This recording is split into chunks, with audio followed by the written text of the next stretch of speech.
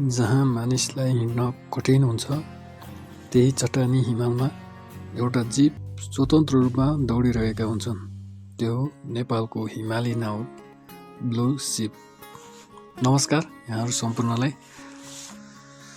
हिमालको चिसो हावा, चट्टानी पहाड, वरिपरि फैलिएको सुनसान प्रकृतिको शून्यता बीच कठोर हिमाली संसारमा मैले क्यामेरामा कैद गरेको एउटा अद्भुत दृश्य नाउरको भिडियो पुरा हेर्नुहोस्। यस सँगसँगै हिमालमा पाइने थार पनि रहेको छ। आजको भिडियोमा हामी यही सुन्दर हिमाली जनावरको जीवन, यसको वासस्थान र प्राकृतिक सौन्दर्यको प्रकृतिमा यसको महत्त्वबारे नजिकबाट बुझ्ने प्रयास गर्नेछौँ। यसको नाममा सिप भेडा जोडिएर आए पनि यो घरपालुवा जनावर भने होइन। यो उच्च हिमाली भूभागमा पाइने जङ्गली जनावर हो।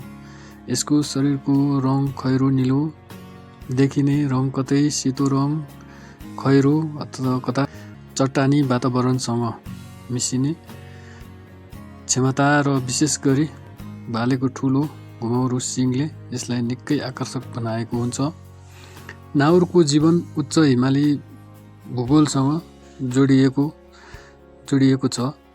नेपालमा विभिन्न हिमाली संरक्षण क्षेत्रमा यसलाई हेर्न देख्न पाइन्छ भने नेपालको ढोरपाटन शिकार आरक्षण क्षेत्रभित्र भने प्रत्यक्ष रूपमा यसलाई शिकारको रूपमा मार्न पनि पाइन्छ।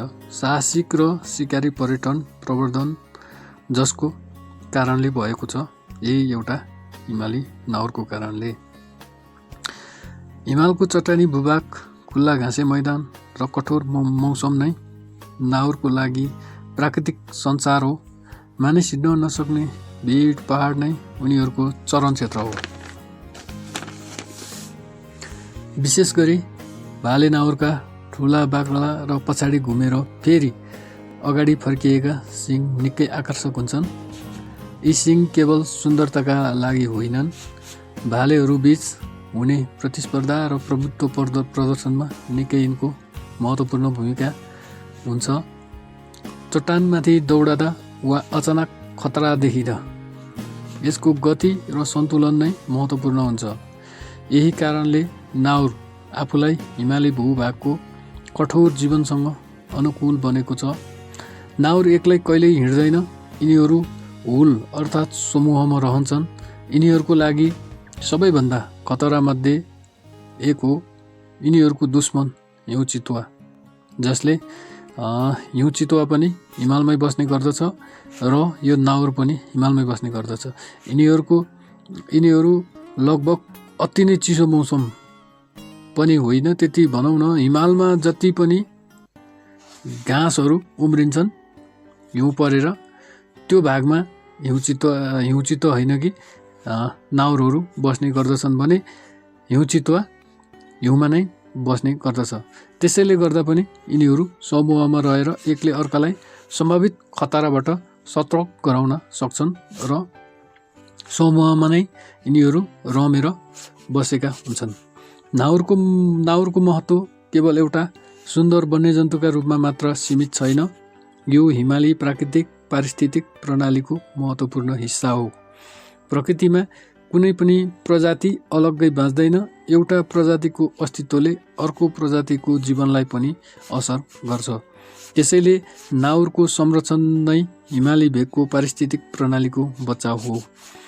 नेपालले हिमाली जैविक विविधता संरक्षणका लागि राष्ट्रिय निकुञ्ज संरक्षण क्षेत्रहरूको ठुलो सञ्जाल विकास गरेको छ, तर संरक्षणको चुनौती अझै समाप्त भएको छैन। बदलिदो वातावरण, मानवीय गतिविधि, पर्यटनको दबाव र प्राकृतिक वासस्थानमा हुने परिवर्तनले हिमाली वन्यजन्तुलाई असर गरेको छ। त्यसैले हामीले वन्यजन्तुलाई केवल हेर्ने होइन, बुझ्ने र सम्मान गर्ने संस्कृति पनि विकास गर्नु पर्दछ। जङ्गलमा वा हिमाली क्षेत्रमा वन्यजन्तु भेट्दा टाढैबाट अवलोकन, अध्ययन, अनुसन्धान गरौँ, उनीहरूको बाटो नछेकौँ, खान नदिउँ र अनावश्यक रूपमा पछ्याएर तनाव नदेऊ। प्रकृति जति स्वतन्त्र रहन्छ, जीव जनावर जीव जन्तु पनि त्यति नै स्वतन्त्र रहन्छन्। आज मैले क्यामेरामा कैद गरेको यो दृश्य तपाईहरुसँग बाँड्न पाउँदा मलाई निकै खुसी लागेको छ।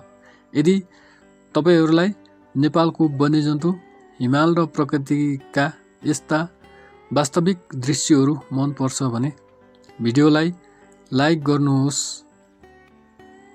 आफ्नो विचार कमेन्टमा लेख्नुहोस् र च्यानललाई सब्स्क्राइब गर्न नबिर्सिनुहोस्। प्रकृति बचाऊ, वन्यजन्तु बचाऊ। फेरि अर्को प्राकृतिक दृश्यसँगै भेटौँला। धन्यवाद, नमस्कार।